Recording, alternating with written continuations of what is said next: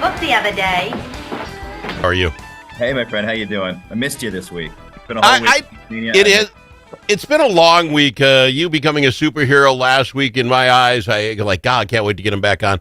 But in reality, between you and I, if I can, and maybe it's because I do this, I got it. I'm suck it up, Al. Suck it up, Buttercup. I'm getting really tired of the conversation of what's going on out of the streets. Okay, and I say this in that the longer this goes on, my left-leaning friends seem to find this is terrible, Anna, more ammo to put in their quiver, more hours. But they remember the kid and the thing, and then there's this thing that they can stand on. And the right's doing the exact same thing. I mean, so the longer this goes on, the less anybody actually has anything to say that seems to make any sense to me that we can find our way out. So I just wish it was done. That being said, I don't know where you stand on the God thing. I'm a big God guy myself. And I literally said like a week on Monday, what we need is one of those good old-fashioned Minnesota depths of heck kind of temperatures that make everybody go back, right? It's going to be 9 below for a high. I'm going to bet you most of the guys on the ice are going to stay in the hotel that day. I'm going to hope most of the people that don't like the ice guys are going to stay home that day, and maybe we can take a breath. I don't know where you stand on that, but I think God might be helping us out here. No, I'm team cold. First time I've ever said that before in my life, but this is absolutely the call right now. We literally need to chill out. We literally need to chill out. So I think it's not a bad idea. All right. So then it brought up a couple of things. So I can go down the road and, hey, did you hear this thing and this thing? And we can go beat these up from both sides. And I'd rather not. Al's new game, and we'll play it after the break so you have time to think about it. What would you do if you were the guy in charge? What's the next step? Al Putnam, God can't change what happened yesterday. All right, so that's happened. We're here. We're standing here today. What can we do? God, going to make it cold. Appreciate it. What can you and I do if we're going to settle this thing down? We'll get to that in a minute. But what it brought up and said, what are things I would be talking about if it weren't for that? Here's what I got. Now, this actually has part of it, and I want to ask you about it. Governor Walz kept so many Democrats at bay waiting to see if he was going to get back in the race. Remember that like 2 months ago, 3 months ago, he hadn't declared, and it was like, well, if he doesn't get in, then there's a half dozen people are going to get in. And then he went, and then he got in. And then everybody kind of filed for what they're going to do, and we kind of settled her down. Then he got out. Like, that was 2 weeks ago Monday. Said, no, I'm out. I got to do my job for Minnesota. Okay, he gets out. The rumor had it he had talked to Amy the day before. Amy, we're tight. Senator Klobuchar. Sorry, people, I do get that way. Senator Klobuchar the day before, he gets out, and then the thing, well, she can't say I'm in the next day because that would look like something. So it'll be 1 week. I literally had a half a dozen people. 1 week, you watch next Monday. Well, that was 2 Mondays ago, and then sometime. We're 17 days out since then. No Senator Klobuchar getting in. What does that say? Because I think we're 10 days away from the caucus. Can I tell you what I think it means? Well, yeah. Senator Putnam jumps in right now and steals the nominee. Here's what you could steal it. It's no one's in. The caucus comes. You're like, who am I going to vote for? Well, Putnam's on. He's the only guy. You steal the nomination, my friend. Now, you can't. Minnesota, even on your worst day, it's a 50-50 shot. You could be the governor. Go get it, my friend. Boom. Now that's genius. Your thoughts? Like, how about the Aric Al ticket? Like that I could do, and I don't care which order we're in. I cut a mean ribbon. So if you want me to be LG and you want you got to go with legislative experience. If it's the Al and Eric, I like that, the AA. I do. Well, we get a whole different audience that way too. Hey, come to the AA meeting? Yeah, I think so. I love that. We just all across the state AA meetings. We just have one here. Have their people coming in. Hi, I'm Bob. Hi, Bob. Everybody. Okay. Now we're making fun.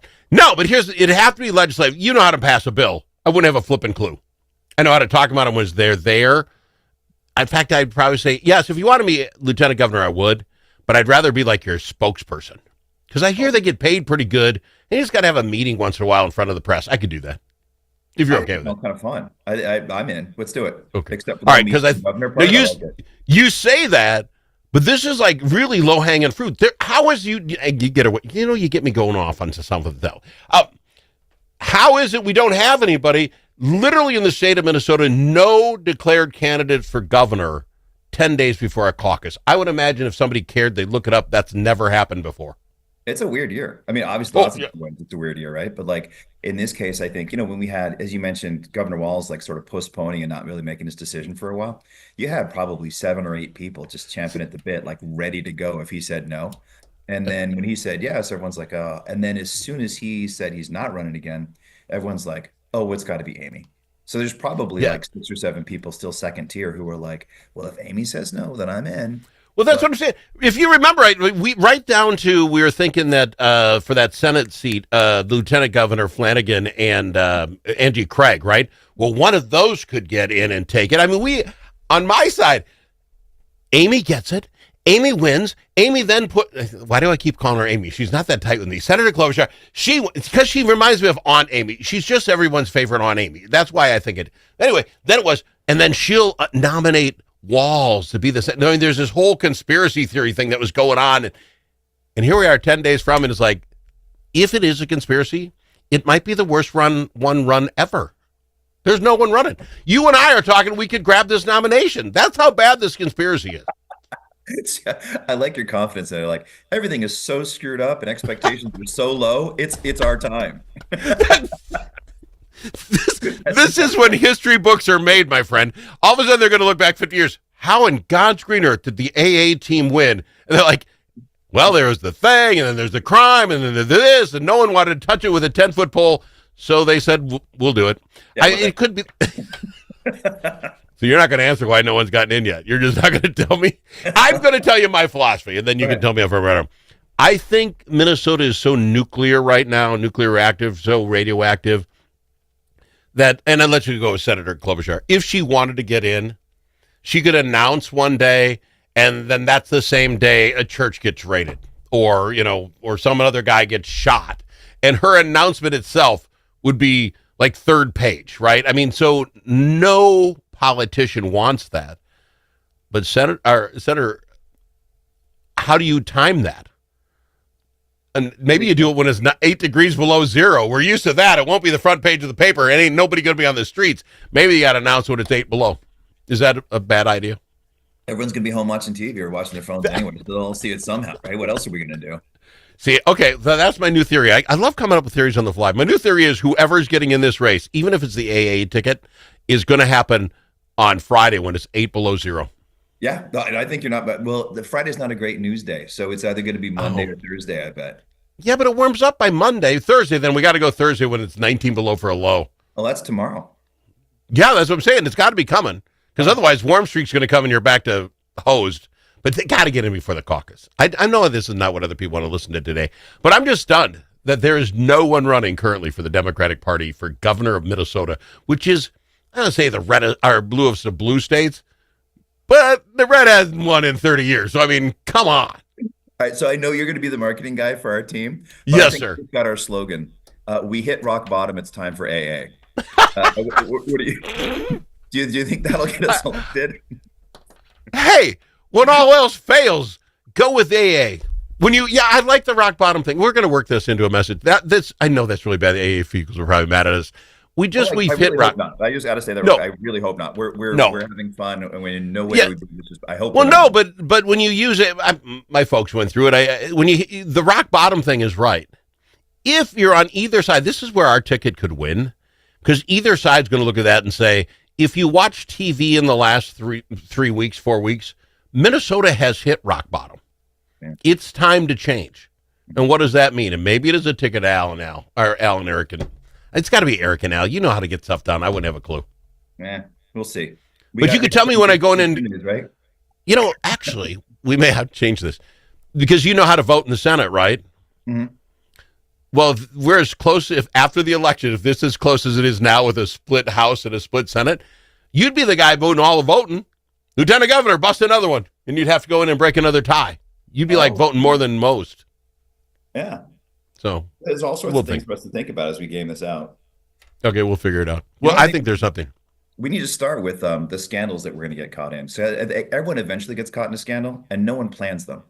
So if you anticipate like how your regime is going to fall before you actually have it, then you know what's going to happen. So we should plan like what can take us down after we're elected. We should figure that out before we get elected.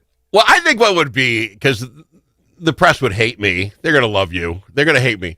And what they're going to do is take, what have I had? 1,500 interviews a year for 5 years. You do the math. And they're going to say, did you hear the one where Al said this? You're lieutenant governor. You're going to like, yeah, he's such an idiot. But I'm okay with that. You could call me an idiot. That'd be okay. But they would play day after day some other stupid thing I said that you just can't agree with. And you're going to have to, God, he said that too? Okay. You'd have a tough time protecting your LG. That would be the problem. But wouldn't it also just be funny knowing that someone was getting paid to listen to 1,500 interviews of yours? Like some researcher was somewhere like, we got to take down Al and Aric. And so some poor intern somewhere is listening to every single Al Travis show ever. That in of itself is pretty funny. I love that. We got to go to here. Let me share this. This is how crazy it is. And people will not believe me, but it's an absolute truth. So I did marketing for Jim Hagedorn for Congress. And I don't know, this would have been back in the Walz days as well when you run against Walz. And I don't make the ads. I place them, put them on television, right? And they did an ad, and we put it on TV on like a Friday, whatever it was. And I had gotten a cease and desist letter from a law firm in Washington, D.C. Had to get it off the air. And I get this thing on Saturday, Sunday, I get it in mail. I'm like, what are you talking about? So an ad, 30 seconds long, correct? Every second has 30 frames in a video. There are 30 frames in a second. In the law, and 4 seconds, I think it is, but at the time, 4 seconds had to be that little disclaimer, right? I'm Jim Hagedorn, and I bought the ad or whatever, right? That disclaimer has to be 4 seconds long. So it's 4 times 30. 120 frames of pictures. Some knothead in D.C. went through that commercial and found out we were 4 frames of video short of 120 frames of video. Now, my computer didn't slow down. I could not slow it down enough to verify they were right. I called the people who made the ad and said, can you do that? I mean, this is nutty. Is this true? They did, and it was 4/30ths of a second short. Had to redo the ad. No, yeah, because it didn't qualify. And I'm like, oh, crap. Now, it didn't cost us anything because they made the ad. They knew the rule, and it was 4 video second frame short. Had to remake it. Now, it's a whole thing where you spend time and it works. But somebody in Washington, D.C. had the job of counting frames per second. That's how much money they have to spend. That is a true story. I was stunned. I'm like, wow, we're playing in the big leagues now. I had no clue. Anyway, I got to go to break. I've got him, Senator Aric Putnam, on the program. Chanhassen Dinner Theaters proudly presents Guys and Dolls, packed with comedy, romance, dazzling dance numbers, and unforgettable characters. This Tony Award-winning Best Musical takes you from the gritty streets of New York to the colorful cafes of Havana. It's a high-rolling musical spectacular everyone will love. Don't wait. Visit chanhassendt.com and grab your tickets today. Guys and Dolls. Chanhassen Dinner Theaters, always entertaining you.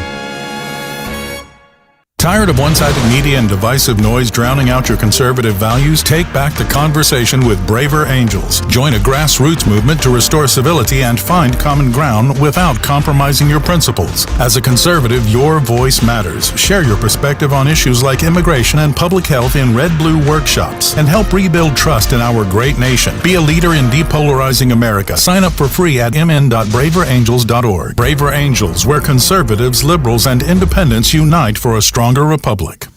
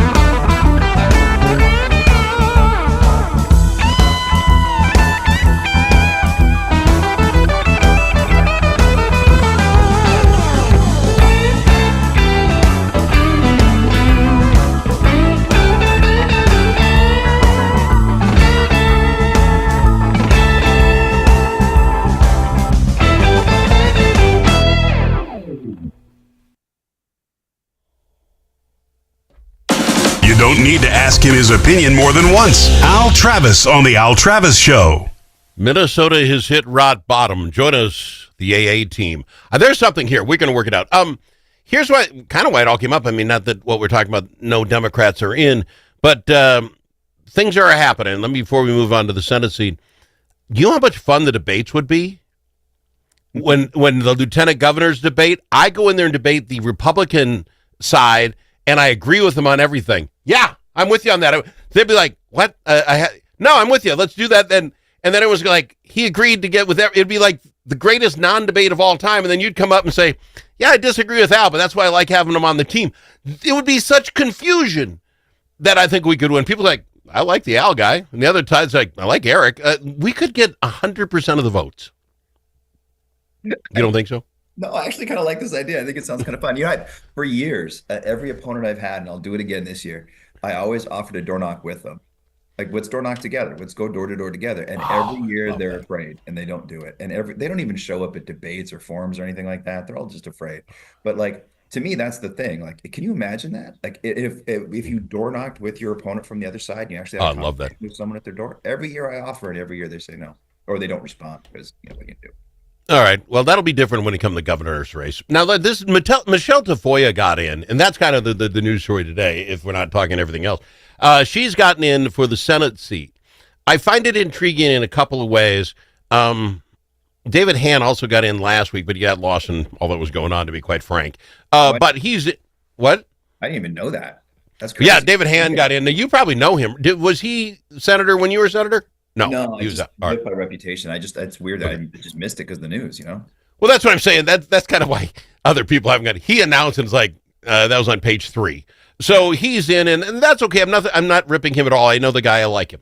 But Michelle Tafoya is interesting in that I always wanted her job back when she was a sideline reporter for football. You have to come up with a question before the game to ask the coach, one at halftime and one at the end. And you have an hour in between to figure it out. What are you going to ask? Can you ask for a nicer gig? Anyway, that being said, she's become quite the right winger. You see her a lot on Fox at night, and I'm not ripping it, but I think she can raise the money. I'm sorry, a lot of this comes down to money, folks. And because those are the folks she knows in Washington and some of those, I think she can raise the money. I think she put some pressure on that seat. Your thoughts on Michelle Tafoya getting in? No, I think you're absolutely right. I think she has a certain level of prominence from my own perspective. It's not because of radiology. I don't think entertainers automatically make good politicians or leaders. So like I'd pump the brakes on that a little bit, but you're totally right. She's going to make plenty of money. She's probably going to energize that race because up to this point they haven't had anyone who's even remotely viable. So it's going to be interesting to see how that works. Also with the whole slate, because you have now, I think, given the congestion that you have on the GOP governor race, it's interesting to see how maybe this elevates the whole GOP slate to a certain, gives them a little bit more confidence, which will then happen again when we get a governor candidate on our side, whatever that is. I don't even know, but I think you're right. Okay, fair enough. I like when you say that. Let me ask you this then, just in the last minute. Can this get back to regular order of business? How do we do that? How do we get what's going on off the front page, settle this brew down so we can start talking about things like who's running for governor? You know, it's did I mention this last week when we were talking about the ICE stuff, the conversation I had with my pal, the Republican senator from Shakopee?